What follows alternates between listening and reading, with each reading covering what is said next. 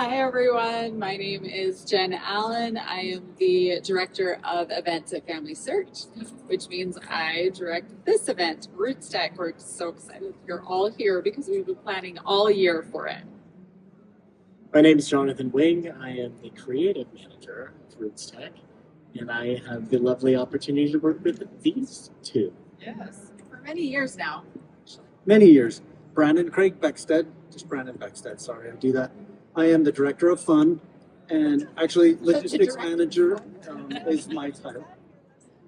And I work with just making sure everything's all set up. All this stuff you see here, if it's not right, I get in trouble. So. Okay, does somebody want to start off with a question? I guess we're starting at that end. All right. Jenny gave me the microphone. All right, you get to go first. So last night when the speakers were together, someone made a joke about maybe you should ask Steve about RootsTech London. I didn't know if we really should be asking about RootsTech London because I would like to hear an affirmative answer to that. Well, you can always ask regardless of the question. The answer right now is no, London is not in our future as of the short future that I can foresee at least. We love RootsTech here, and it's a lot even one time a year, and we have been doing additional events around the world to help meet with and coordinate with other people, and so those, and they're just many very small ones for Family Search. So we do not have plans to go back to London, but that was a really fun experience. However, it absolutely was the hardest event we have ever planned and executed. How big is your team? That's a good question. We have, about 15 people, including some incredible interns that come and help us and get so much work. Yes, and service missionaries actually as well. So our full-time staff is about 10. Yeah, so not many for such a huge event, right? Anything else you want to add? Yeah. I would just add, everyone at Family Search International contributes in one way or another. So even though the direct staff under Jen as a director of events is 10, Yeah. There are so many people within the department who help support. And we can't ignore all of the individuals in different parts of the world who help us make decisions and cater the events to reach the needs of the audiences all over the world. My question is for Brandon. Yes. So how do you go about planning the expo hall as you're slowly getting in sponsors and exhibitors and what have you? Have you got a giant board with post-it notes or We've just done it all marker in pens? different ways. So at times paper and pencil, I must be old, I don't know, but sometimes paper and pencil just works. We have computer programs we use, and it's a big jigsaw puzzle there's not a real answer to. You have to just kind of fake it until you make it thing. So it takes a lot of maneuvering. And then we have a lot of great companies we work with that help us. So, we don't actually set all this up. We have people come set it up. So we have, again, like Jonathan was saying, we have so many people that help us come up with maps and ideas, and even the media hub here, how it's going to look each year and what we do with it. There's a lot of us that make it happen, and it's just kind of a puzzle and a game. So Jenny's over the expo hall this year. She and I sat down a couple of times and just kind of put things in different places to see how it would work. And you know what? Some things worked great, and some things I'm going to change again for next year. It's always a game of what's going to create a good flow, how we can get people to where they need to be, make sure they hit all the different parts of the expo hall so that people get to see all the exhibitors and sponsors. Brandon usually has about 52 versions of one map by the time we get to the end. So it does change a lot. So I want to know what time you all went to sleep last night and what time you woke up this morning. I'm just curious. He stayed up the latest last night. I think I was the night before, but you start. Last night, or should I say this morning, Yeah. I got to bed at 1:30 and then woke up at 5. Oh, I've been using eye drops. I don't know if they're working, but can tell me later. I can sing Little Red. You know, it's crazy because we don't sleep much, but I told someone else earlier this today, that's what next week is for. So we work all year long, so we love it. And we kind of run on adrenaline and a lot of junk food, but it keeps us going. And yeah, we got very little sleep last night. You had an expo hall to open today, so Jenny was out here very, very late.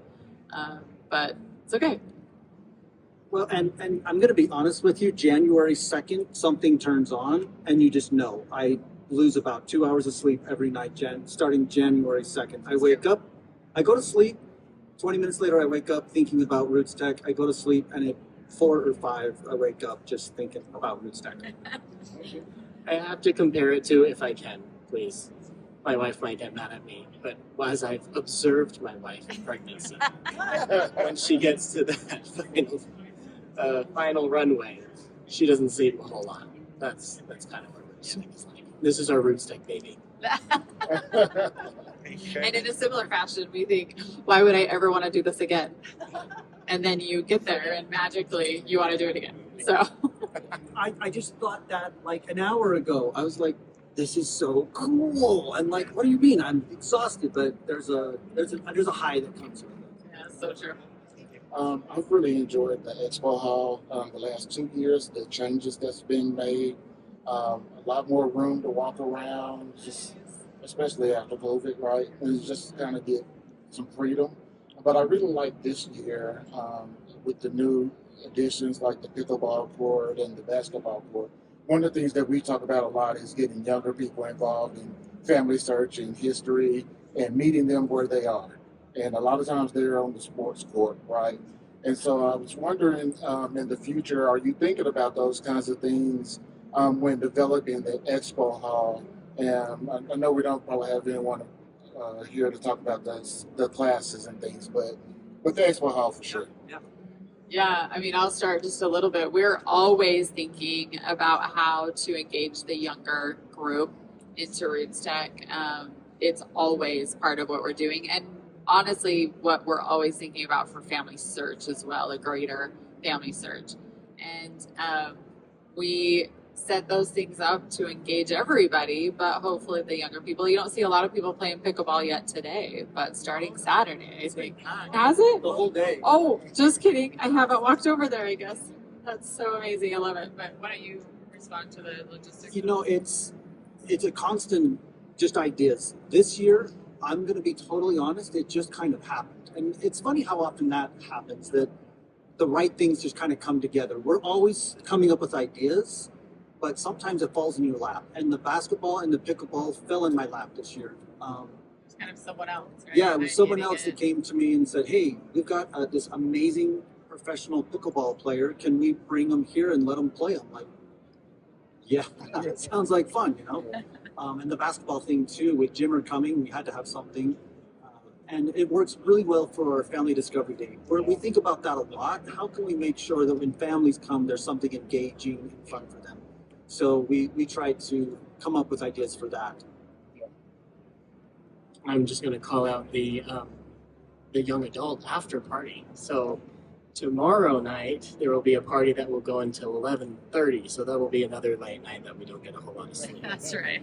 But to Jen's point, and to echo what Brandon said, we're always thinking about the rising generation. How do we engage them in this work? How do we help them see the relevance of family history in their life now? How does knowing your family story and the stories of your ancestors help you now in that phase of life? And it's a tricky one. We all know, because we love it, we know how it would benefit younger generations. And so we try to create opportunities that are fun and engaging, that get them there and get them excited about it. And if you really want to see a lot of young people here, come that night. The halls will be full. You won't have as much space as you're enjoying in the expo hall. Okay, my question got stolen already. So what about next year? Are you already looking towards 2025? And 26 and 27. Yeah, we are. We absolutely are already thinking about next year. We're thinking, even like Brandon said, 2 years from now, 3 years from now, some of the things we've even ideated for several years out. So yes, we have a lot. We already have our planning plan, knowing when we're going to have our meetings to start brainstorming and thinking about what we're doing, and as managers trying to keep our team engaged and energized in that process and thinking about the future. So already it's happening. You have to kind of start early. Lots of things to plan and discuss. So we're excited. Lots of creative ideas already for next year. So, Jonathan, I wanted to ask you about the song. How did it feel to be able to write the song for RootsTech?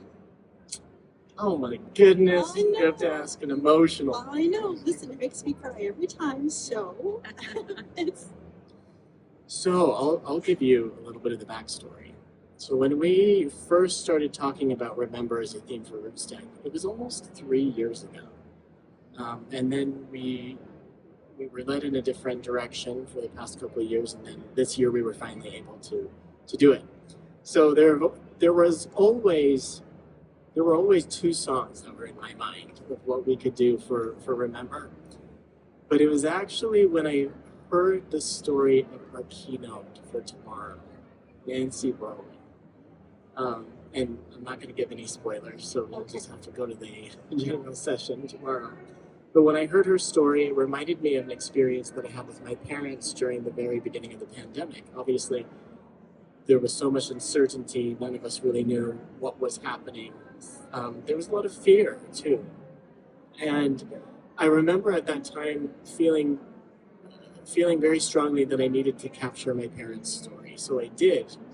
And there was this feeling of, I could be running out of time, or just not knowing how much time you have left with them. So it really gave me this sense of urgency to capture their story. And the experience that I had was just so beautiful with my parents. And so as I sat down, I heard the story of our keynote, Nancy. I sat down at the piano and thought, okay, as she's sharing this story, there's got to be something. There's got to be some sort of soundtrack that is to that experience. And it just came. And that night, it was just, the chords came, the melody came, the lyrics came. a gift. And a lot of it was thinking about that story and then thinking of my own experience. What's been so cool is just how people have responded. Because I think with the other songs that people said, oh, yeah, that's fun, choose connection, uniting. But with this one, people have reached out and have just said how much it means to them. And there's always been three things that people say. They'll say it made them think, it made them feel something, and then it made them think about someone, and then it made them feel motivated to do something. And that has been such a beautiful response, and I love hearing from people. And you heard a snippet of it in GS1, but there will be a live performance of it in May on Saturday for Family Discovery. I just want to say, I love when he has a bad day because he goes home and he writes a song. For real. It's like, I had a terrible day. I went home and wrote a song for RootsTech. The creativity that comes from him is like none other. So true. Awesome. It's to ready. Right. So my question is about how you go about making it apply to everybody worldwide now that you've gone to 4 million people and not people just of one faith. Because it seems to me, from my viewpoint, being involved in the last few years, that you're doing a great job with that. And so what specific decisions do you make to have it appeal to all genealogists worldwide? Well, I'll actually say that I'm glad that it appears like it's going well, because it's been a stumble a little bit and a learning growth. And it is not just us. That we have people at Family Search who represent the world in their job and are assigned to different areas of the world. So we rely on them a lot to help us know what content and experiences are needed for those parts of the world. Genealogy is done differently all over the world. So we can't teach a class and then translate it into 10 languages and expect everyone else to just love it, because they do genealogy differently wherever you are in the world. So we have learned a lot, and it has not always been the most smooth experience, but I feel like we are learning so much and providing experiences for people all over the world that are meaningful. and not just thinking about the one group. Now, it was a lot easier, by the way, when we could just plan an event for Salt Lake City. But we love that we can now service and help people all over the world. But it's not just us, and we're learning still. I know when Jen was saying that 2019 and going to London was a very hard planning year, so was 2021. I would say that 2021 and that learning curve of adjusting the event to be fully virtual with all the uncertainty, and then opening the floodgates to all of these individuals who came to RootsTech. I mean, that was a testament of the work that we do being universal. And that's what makes it appeal to everyone, no matter what faith, no matter what background, no matter what country you come from. The subject of family and family stories and how they can strengthen you is a universal topic, which is why it appeals to so many people. We just need to learn, and we're learning.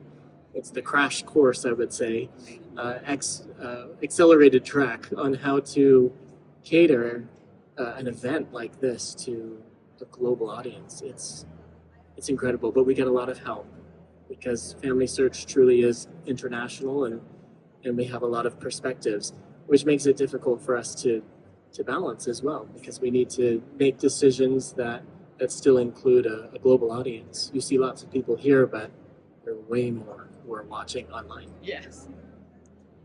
Yeah, good question. We have time for a few more. Do you want to pass it back down this way? I was just wondering, you had, prior it was online, but how did you deal with going from prior to the pandemic to, I mean, you had millions Yeah. versus, I mean, it wasn't millions, not even a million, I don't think. So how did you even plan for that, cope with that? Oh my gosh, how did we? It was so hard. It was a nightmare. So I remember we had talked about going virtual, the virtual expo hall and things before, because we had a virtual stream. And what did we get, 100,000 or something like that back in the day? When the pandemic hit, I started looking at systems all over the country. I was talking to just tons and tons of companies that did virtual. None of them had what we needed. It wasn't created yet. So we made the fantastic and crazy decision to build our own. Yeah. And I had to learn a whole new language. Yeah, engineering. I had to learn some engineering speak, and it was tough. There was sleepless nights for months. A lot of people at that point maybe weren't able to work as hard. We were working crazy to try and get it prepared and make it something that would work. It was just a ton of work, and we're still figuring it out. But we have figured out a lot of things. We can tell you how long people are going to watch a video. If it's DNA, it's going to be longer than something else. So we've learned a lot, and I think we've improved a lot, and we still have a long ways to go. But we're definitely working on it. That's something to add. Yeah, I was just going to say, that was the response in the first virtual year. There were over 1 million who came. But we didn't know that at the time. Yeah. We didn't know that many people were going to tune in. And so I think that the pressure wasn't, well, there was plenty of pressure, don't get me wrong. But I think that we didn't know what to expect. And that kind of probably made it a little bit more bearable as we were moving forward. It's more when we see the numbers afterwards that we think, what do we do now? I know. That's a good segue to my question, because when you look at your vision boards for the future, 2025, 2026, 27, what's on that vision board for the future that we don't have right now? Oh, good question. We can't talk about it. It's really secret. You'll hold us to it. Yeah, that's a really good question. And I don't even know if we have anything concrete like that when we're looking that far into the future. Okay, then I'll change the question. What do you dream for RootsTech that maybe aren't something that can be achieved, but what do you dream, like in a 3 to 5 year scenario? Do we all have a segment? So have you guys seen the neon trees we have up?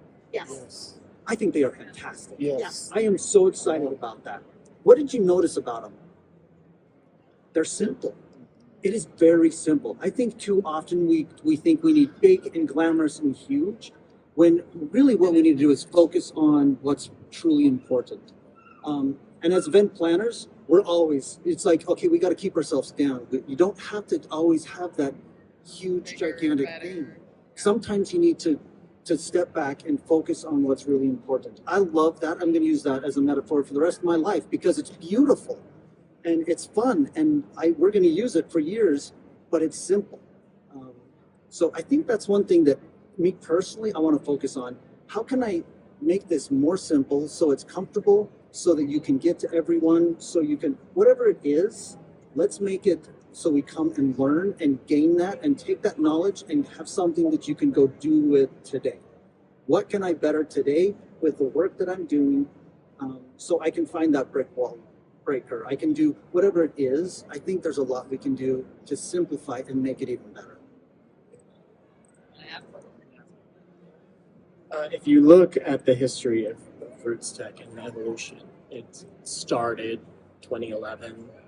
We had this rapid growth period, and then the pandemic, and then globalization. I think the natural next step, if we want to be more effective, is for us to consider how we localize the experience.